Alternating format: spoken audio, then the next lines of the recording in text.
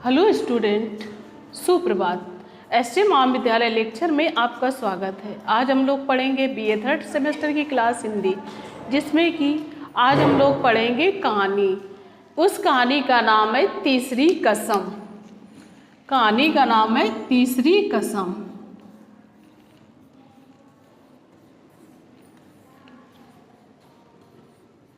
तीसरी कसम। तो सबसे पहले हम लोग देखते हैं कि हमारे कहानी कला के कितने तत्व होते हैं।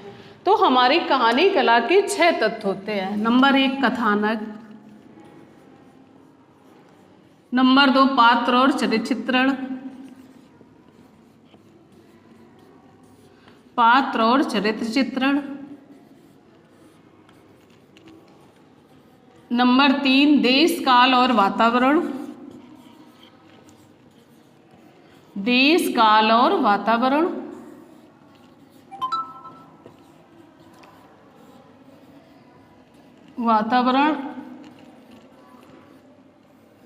और नंबर 4 संवाद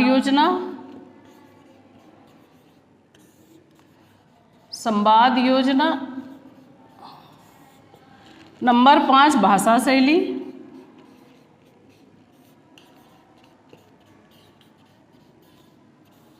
और नंबर 6 होता है उद्देश्य। तो इस प्रकार से हमारे कहानी कला के 6 तत्व होते हैं। कथानक में हमारी संपूर्ण कहानी का आधार होता है।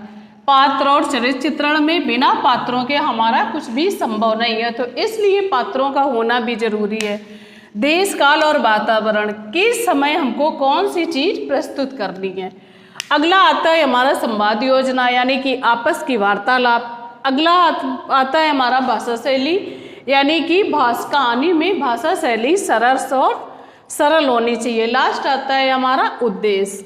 अब हम लोग चलते हैं कहानी की तरफ। जैसा कि कहा गया है तीसरी कसम, यानी कि तीनों कसमों की कहानी।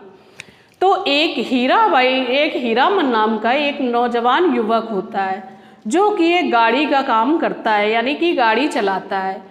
तो वो अपनी गाड़ी एक स्टेशन पे लगाई है, जहाँ की कपड़े का काम होता है, और वो कपड़ा नेपाल से भारत आता है, और भारत में ही उस कपड़े की सप्लाई होता है, जिसे कि हम तस्करी कहते हैं। तो एक दिन वही हीरामन उस गाड़ी को लेकर स्टेशन पे पहुंचा, तो वहाँ पर छापा पड़ गया, और वो जैसे तैसे अपनी जान बचा के वहाँ से भागा। जब जान बचा के भागा, तब उसने पहली कसम खाई कि आज से हम कभी भी इस कपड़े की तस्करी का काम नहीं करेंगे। कुछ दिन ऐसे ही समय बीतता गया। समय बीतने पर वो फिर रुक गया, उसने काम करना बंद कर दिया। इसके बाद कुछ दिन बाद उसने फिर वही काम स्टार्ट किया। दूसरी बार उसने अपनी गाड़ी एक बांस लादने वाले में लगाई, जहाँ से वो बांस लाता था और बांस ले जाता था। चलते चलते काफ़ी समय बीत गया। फिर उसने एक दिन वो बांस लिए जा रहा था, तो उसकी बांस की गाड़ी एक बग्घी गाड़ी से टकरा गई। जब बग्घी गाड़ी से टकरा गई तो बग्घी रास्ते में पलट गई। तो उस बग्घी गाड़ी वाले ने उस हीरामन को कोड़े से बहुत मारा। जब कोड़े से बहुत मारा, तब उसने दूसरी कसम खाई कि आज से हम कभी बांस लादने का काम नहीं करेंगे। तो इस प्रकार से उसकी 2 कस्में हो जाती है। फिर कुछ दिन के लिए फिर वो काम बंद कर देता है और अपना घर में रहने लगता है। फिर कब तक इंसान घर में रहेगा, खाने के लिए कुछ ना कुछ तो करेगा। तीसरी बार उसने अपनी गाड़ी एक मेले में लगा दी, जो कि सवारी ले जाता था और सवारी ले आता था। तो जब उसने अपनी गाड़ी मेले में लगा दी, तो एक हीराबाई नाम की एक नाचने वाली नृत्यांगना थी। तो वो अपनी गाड़ी में रोज उसको ले जाता था और ले आता था। तो जब उसको ले आता था और आगे वो गाना गाता जाता था कि लाली लाली गाड़ी में लाली रे दुल्हनिया।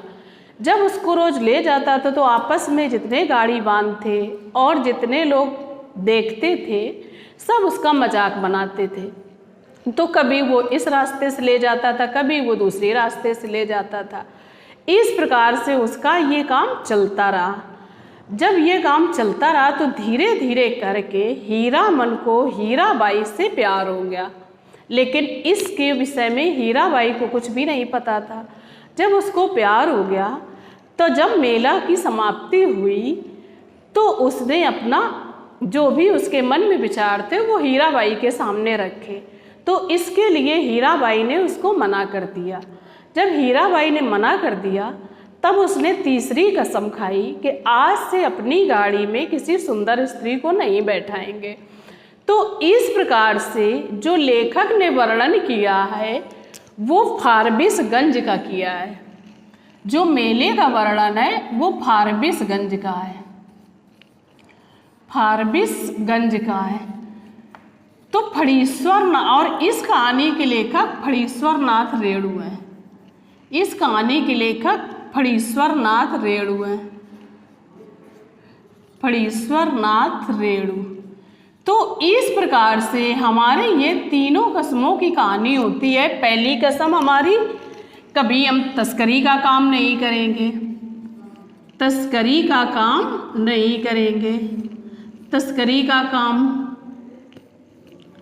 और दूसरी कसम हमारी, कभी बांस लादने का काम नहीं करेंगे, बांस लादने का काम नहीं करेंगे का काम। और तीसरी कसम हमारी, कभी भी अपनी गाड़ी में सुंदर स्त्री को नहीं बैठाएंगे, कभी सुंदर स्त्री को गाड़ी में नहीं बैठाएंगे। तो इस प्रकार से हीरामन की तीनों कसमों की कहानी है। पहली कसम हमारी, तस्करी का काम नहीं करेंगे। दूसरी कसम हमारी, बांस लादने का काम नहीं करेंगे। और तीसरी कसम हमारी, कभी भी सुंदर स्त्री को अपनी गाड़ी में नहीं बैठाएंगे। तो इस प्रकार से हमारी तीनों कसमों की कहानी यानी कि तीसरी कसम कहानी हमारी यहीं समाप्त होती है। तो ये कहानी के लेखक हमारे फणीश्वरनाथ रेणु थे और तीनों कस्में हमारी ये थी। और ये हमारा वर्णन जो किया गया है ये फारबिसगंज का वर्णन किया है। तो ठीक है बच्चों, अब यहीं से कहानी हमारी समाप्त होती है। अब अगली कहानी हम लोग आगे पढ़ते हैं। Thank you.